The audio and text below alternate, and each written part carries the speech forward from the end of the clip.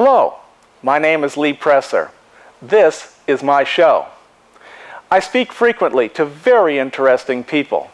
Some of these conversations are so exciting, so intellectually stimulating, I thought others might like to listen in.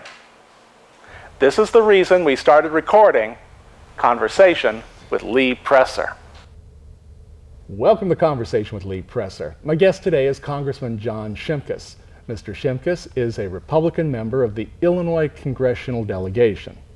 Congressman Shimkus, chairman of the House Energy and Commerce Subcommittee on Environment and the Economy, recently led a delegation of committee members and staff on a tour of Yucca Mountain, Nevada. Congress and previous administrations have designated Yucca Mountain as a long-term storage site for nuclear waste in the United States. Congressman Shimkus represents the Illinois 19th Congressional District. As a result of the 2010 census, Illinois, like Missouri, is losing one seat in Congress. This means during the 2012 elections, there will be no 19th district. This may seem eerily familiar to Mr. Shimkus, who used to represent the Illinois 20th until after the year 2000 census. Illinois lost one seat, and Mr. Shimkus was forced to run against and defeat his colleague, 19th District Congressman David Phelps. Congressman Shimkus, welcome to Conversation. Thanks, Lee. Good to be with you. Good to have you here with us. Let's go first. Let's talk about this census business. Why have Illinois and Missouri lost a seat each? Because we have not grown as fast as some other states, especially in the really southwest. So in the census, they have to add seats to them, which means they have to take seats away since the House of Representatives is set at 435 members. Is that by law? It's not by the Constitution. It is by federal statute, I think passed around 1911. So it's been fixed at 435 since then? Correct. Okay. The other point that I wanted to have you address is these states have grown, but we all know that there are a large number of people who are not legally in this country, but apparently the census still counted them in this country? I think that's correct. I mean, I don't know the specifics, but it's residents, even in districts where you have correctional facilities. If you have a correctional facility in your district, they're counted as your residents. Okay. So as a result of this extra, some say 12 million people who aren't really citizens of the United States, their presence has actually altered the number of seats in Illinois and Missouri, possibly? Well, I haven't thought about that way. I mean, I'd have to do more research, but I'm not going to argue with that analysis. Yeah, I had a conversation with the president of the St. Louis Board of Aldermen, Louis Reed. This was even before the census, and I was saying how important this was, and he didn't quite catch on to it until I explained it like that, and suddenly he's like, oh. And then, of course, after the seat was lost, then he was really, right. Oh, now I see what you're talking about. Yucca Mountain, that was something that your staff had told me that was of great interest to you, so let's get right into it and talk. Why is Yucca Mountain important to you? Well, it's been federal policy since 1982. Oh, why is it important to me? Because Illinois, like many states, have many nuclear facilities. There's 104 nuclear power plants spread across the country. Illinois has 11 active reactors at 6 locations with high-level nuclear waste at each site.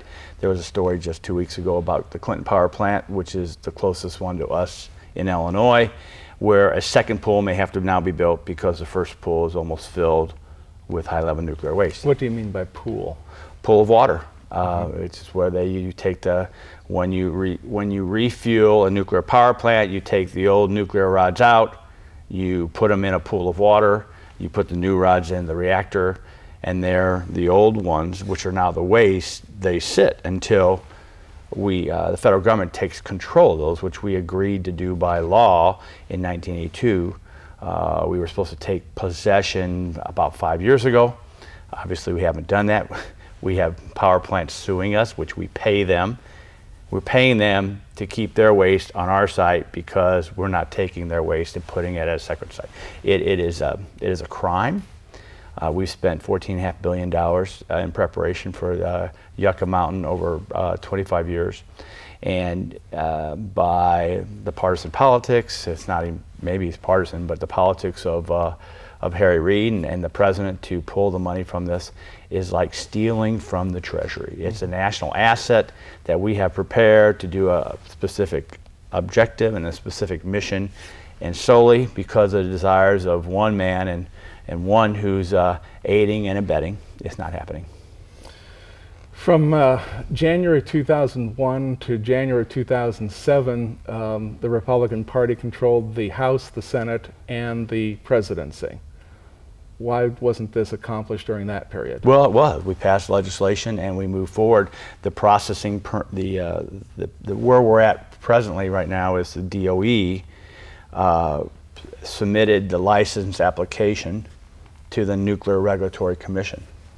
That has been submitted. We elect a new president. He stops any additional funding for Yucca Mountain while the licensing process is in, and he's actually asked DOE to pull back the application. Now, we think that's illegal and he can't do that, and one of the judiciary convening boards has agreed. The application is still at the NRC. Now the Nuclear Regulatory Commission, which is an independent agency, although there's some interesting people who serve as commissioners, all we're asking them is to vote on the license application. We think, based upon a hearing last week, that most commissioners have agreed that they've already cast a vote.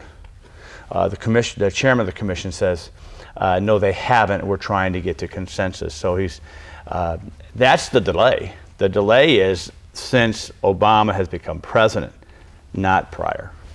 A fellow by the name of Jasko or something? Jasko. Jasko. What's his background? To be the chairman of this important organization. Well, he is a trained nuclear physicist, so he's got the credentials to be placed on that on the commission. But he also has some political connections as being on the staff of the majority leader Harry Reid. He served on the staff of Congressman Ed Markey from Massachusetts, both pretty big anti-nuclear opponents. So it's interesting that you would put an anti-nuclear person in a position dealing with nuclear issues. Yeah, at least Yucca Mountain, he could be anti-nuclear waste. In Nevada, he may be at least pro-nuclear as far as supporting nuclear power. But we would argue that it's hard to do both. You have to have a way to dispose of the waste, or close the fuel cycle, is what in the nuclear lingo, close the fuel cycle, so that that helps inspire more nuclear power. Electricity generation in the next 30 years is going to grow at 30%. If we want the same proportional of electricity generation as far as the same nuclear power plants percentage in coal, a lot of people want to do away with coal. And if you're concerned about climate change and greenhouse gases, that would incentivize more nuclear. But if you don't have a way to take and store the high-level nuclear waste, it's a disincentive for nuclear new nuclear power plants. Right. So just to clarify, all of the new power plants that have been generating fuel waste since the invention of nuclear power, these things are still laying at their original sites? For commercial nuclear power. Now, as you would know, the nuclear navy, yes. we do have some locations, some Washington State and Hanford, Washington. There's a big nuclear disposal area there, although there's problems with that, and they would like to obviously transfer that to a more centralized location for all waste. But as far as power plants, even decommissioned power plants that no longer are operating, have spent pools of high-level nuclear waste on site. So this has been going on since the 40s, the 50s, and for commercial, they're still there? Correct. And has the administration made any proposal as to what to do with this situation? I mean, other than to say, no, we can't use Yucca Mountain because, in the words of the editorial writers of the newspapers in Nevada, well, this is a dangerous site. It's, well, let me just, I had it over here. We'll just we'll just read it out loud. Yucca Mountain is a terrible site. It's a porous volcanic ridge in a earthquake zone, and the Energy Department plans are dangerous and expensive. Now, that's the editorial of, oops, what was that newspaper? Oh, the Las Vegas Sun. The Las Vegas Sun. That's the biggest. I think it's the biggest paper. Yeah. So the Las Vegas Sun seems to have some problems with this site. Do they, at the Las Vegas Sun or in Washington at the administration, have some other alternative to actually solve this problem? Well, let me answer the first question. The administration has impaneled the Blue Ribbon Commission to find out what to do with high-level nuclear waste, with the exclusion of Yucca. So they've got a panel now, and they're trying to figure out whether you want to put it in dry cask storage or whatever. I like to talk people through Yucca. Yucca, the government property at Yucca is the size of the state of Rhode Island. It's controlled by 3 entities. It used to be the nuclear test site, so they've had nuclear explosions, and that testing has gone on there since the since 45. Since 45. You have a Department of Energy land, and you have Bureau of Land Management land. Yucca kind of sits not in the center of this. Remember the size of the state of Rhode Island, but it is 20 miles from the security gate to get onto the government property. It is underneath a mountain in a desert on government property. And our argument continues to be that's why it was picked. It was the only site that was arid, which is very, very important. And the scientists theorized that this was a good place to put it. It's 1,000 feet below the surface, 1,000 feet above the water table. Then they spent 25 years testing to see if it was a proper site. And that test is why then the DOE has sent the permit application to NRC saying, our tests have been concluded. We still think it's the best place to go. NRC, you rule. And so I would trust, this is kind of a NIMBY thing for Nevada. I get it, I understand. But they don't have a nuclear power plant, so they're saying, why do we get the nuclear waste? I was just going to ask you, I mean, how do you explain to the people in Nevada that Illinois needs a place for its reactors to send its spent fuel to? I would say it's federal law. It passed in 1982, and $14.5 billion. And what if they said, well, that was all political, it was all you Republicans, you just did this to us because we're a Democrat state? Yeah, I would just say, we spent $14.5 billion. And it is underneath a mountain in a desert on government property. And I would ask people, if you cannot put high-level nuclear waste there, where can you put it?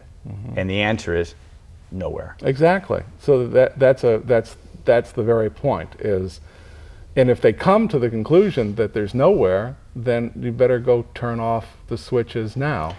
Yucca Mountain is... And dig more Illinois coal. Yeah, that's right. Yucca Mountain is 150 miles from Las Vegas. It's like from here to Springfield. Well, that'd be 90 miles. I mean, it's 90 miles. So it's an hour and a half drive from Las Vegas, and it's the desert in between. So it's not... we have high-level nuclear waste stored 40 miles from the city center of our major metropolitan areas. After Fukushima Daiichi. Does that make sense? No, it doesn't make sense. Well, there's a whole set of, Japan and what happened there. But it sent a signal. Yes, it did. Unfortunately, it sent a very negative signal at a very sensitive time. Just as people were gearing up to accept nuclear power, then all of a sudden this happens, and it seemed to me, and I don't know all the details, but it seemed like it was a design fault, that they didn't have sufficient capacity to keep their pumps running in the course of a disaster, and that water pool that you're talking about dissipated and the core overheated. Well, the core is in the reactor. Right. The water did come out of the pools and the spent storage. Oh, it was the both. Okay. You had both issues. Yeah. Right. Now, if they had, like, I think that to solve that, you put like huge LP tanks there that have at least a month's supply and could be even resupplied from the air. Right. Instead of having the generators went bad because of the tsunami, and then the grid went down. The generators went down because of the water. It was a... Well, I heard they were battery powered, and batteries don't last all that. I mean, you know, maybe it'll last a couple of days, but that's it. Coming back to the United States, our debt keeps piling up. Every single month now, we're adding $100 billion, that's with a B, $100 billion. I should say the Treasury is issuing $100 billion in new bonded debt. In my name and your name and everybody who's in this room's name, and yet I hear certain senators and congressmen arguing about how saving $60 billion is a little bit too much. Right. How do we get from spending an extra $100 billion every single month, last month, month four, I mean every single month, to $60 billion to save is too much? Well, I remember we've always talked about the budget really consists of the discretionary money, which is the $100 billion here, $100 billion there, and then the entitlement programs, Medicare, Medicaid, Social Security, interest on the debt. We, based upon the President's 2011 budget and what we finally did, that was a $79 billion difference. The real dollar spending versus the 2010 was $35 billion, which is not what a lot of folks wanted us to do. But the reality is we had to close the books on 2011 to get to the big debate. And there's two big debates coming. And then that is the fiscal year 12 budget, which the House has already passed, which no longer talks about billions, it talks about trillions. And that's addressing the entitlement programs, our promises to pay future generations, and these entitlement programs that have to be reformed. Because it's just like any other pension legacy cost that as people live longer, they're pulling from this fund, and we have less people to pay into that fund, and that's the delta, that's the difference.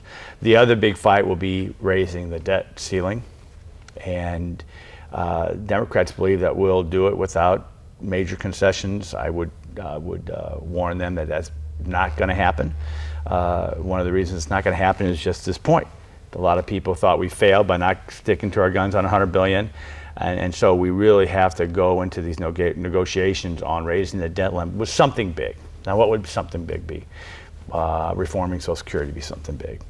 Addressing Medicaid or one of the entitlements. So we need to talk about trillions and not billions.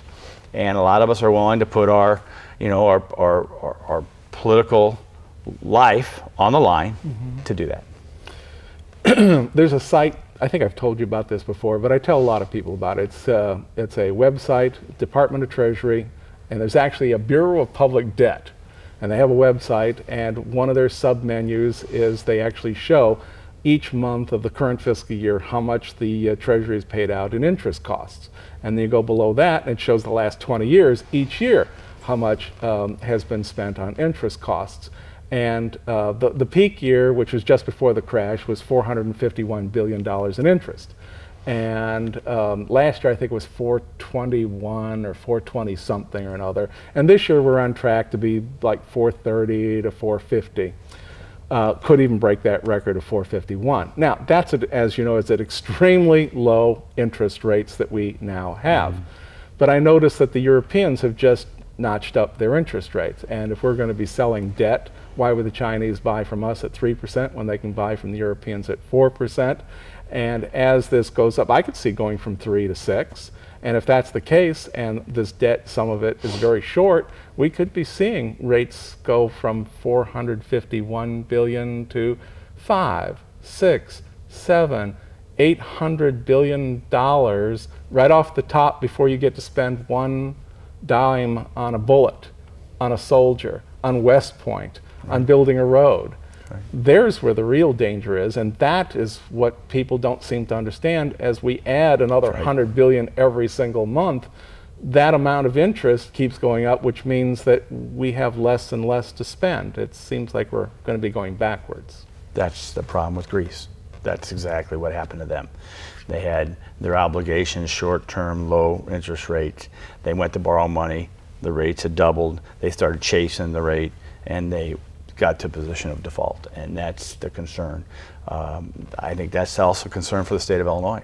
Would be similar, God, yeah. if not sooner than us. We've had Mr. K here, and he's big on that. That's right. You know, so, but yeah, I mean, I don't know why people don't understand. I'm talking about the general public doesn't understand. Well, I think they this. don't understand it because we've been crying wolf for 20 years. When I initially ran, we were paying $245 billion in interest on the debt. Right. And I made the same argument. That's Right. money that's not going anywhere.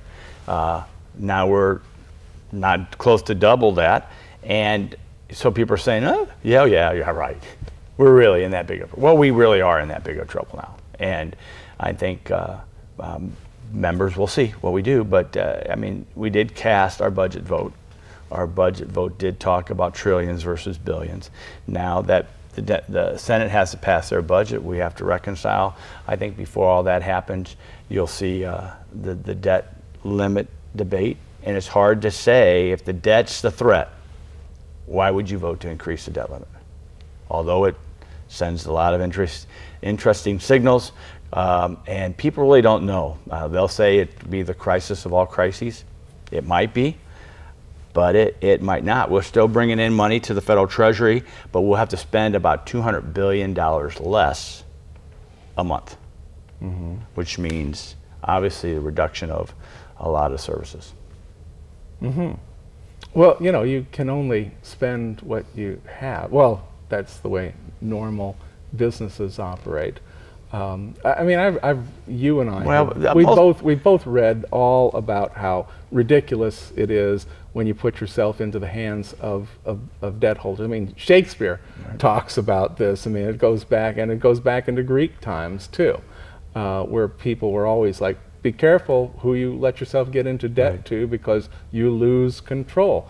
I mean, I'm just thinking now, as a military guy, just think China makes some moves on Taiwan. We have an obligation to go in to protect Taiwan, and the Chinese say, whoa, hold on, think about that. That's right. Yeah.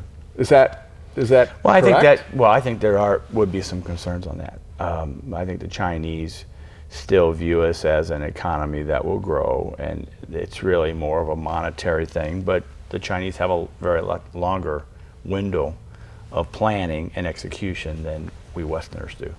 Much more so. They seem to think in much longer scopes than you know what's going to happen next November. That's right.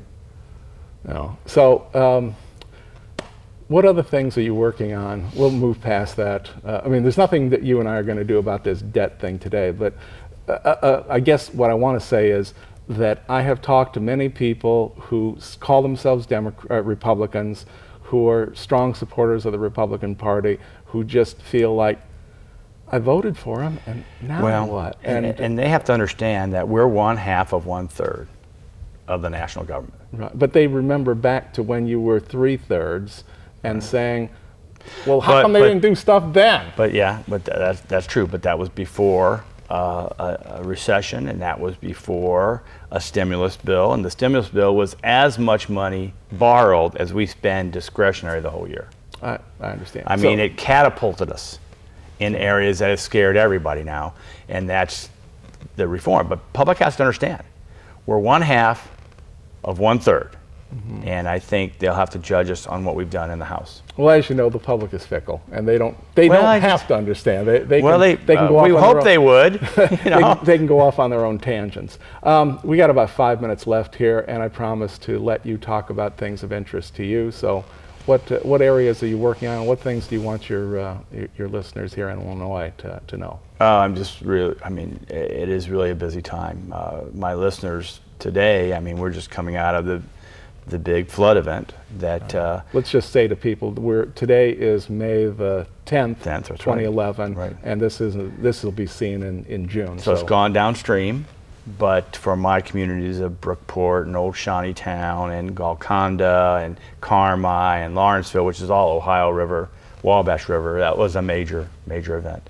And I think we really got by not unscathed, but it didn't become the disaster. We have a lot of work to do. I spend all my time in committee of jurisdiction issues. We have a coal combustion waste bill coming up, which is fly ash. Which I've been beating up the EPA. What is fly ash? So people it's know? Coal. It's the residue of coal that is is the coal ash. Is really so what it is. So after you burn coal, you after got you the go, stuff what do you that have they left? have to scrape out of which people use and mix it with concrete. We turn it into Formica table counters. It's a commodity product that's recycled. EPA wants to call it toxic, which then the power companies would have to put in toxic landfills, and they couldn't sell, which would raise utility rates. That's just one example of the multitude of tax that EPA is on coal. How is it that Congress has lost complete control of the EPA? And we're down to 3 minutes here. I think it's just we pass laws. They're fairly vague. The critical thing you ought to investigate is a thing called the judgment fund, when environmental groups can sue the national government. That then and sometimes the EPA encourages this.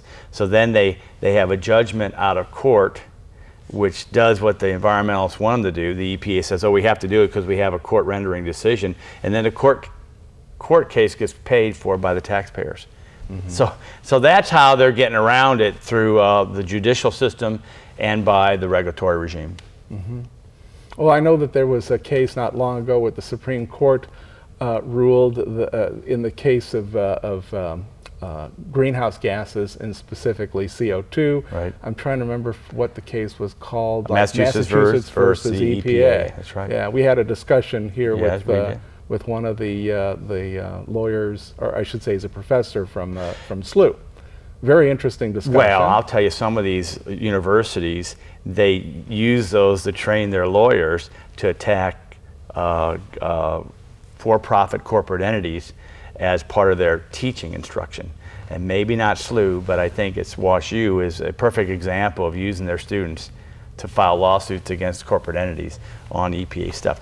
That Massachusetts versus EPA was an example of the endangerment finding. They just said EPA has to file an endangerment finding before they regulate. And that's the whole debate, is CO2 a toxic emission that endangers human health? We would argue no. False rendering by the EPA, we have to defund them. Mm-hmm. Yeah, I mean, there's a couple of things. One, in the Constitution, it actually says that you guys in Congress can limit the scope of the Supreme Court's or the federal court's investigations. And it has been done. I think that Mr. Daschle actually did that in a couple of laws that he wrote, so they couldn't affect his state of South Dakota. But there are things that can be done in order to prevent completely damaging the United States manufacturing capabilities. Well, we start addressing two problems. We're spending too much, they're regulating too much, we have to pull their money back. There is this belief that somehow that we are so rich, just so wealthy, that the money is endless, and I don't think that people have come to recognize that we're just about at the end. We're not creating enough wealth. Our best job creators in Southern Illinois is the fossil fuel industry. Prairie State, ConocoPhillips, you can name it. That's about all the time we have. Thank you very much for You're being welcome. with us, Congressman. And I've been speaking with Congressman John Shimkus from the Illinois 19th District. We had a great discussion. Hopefully you heard the whole thing. We'll see you next week. Thank you.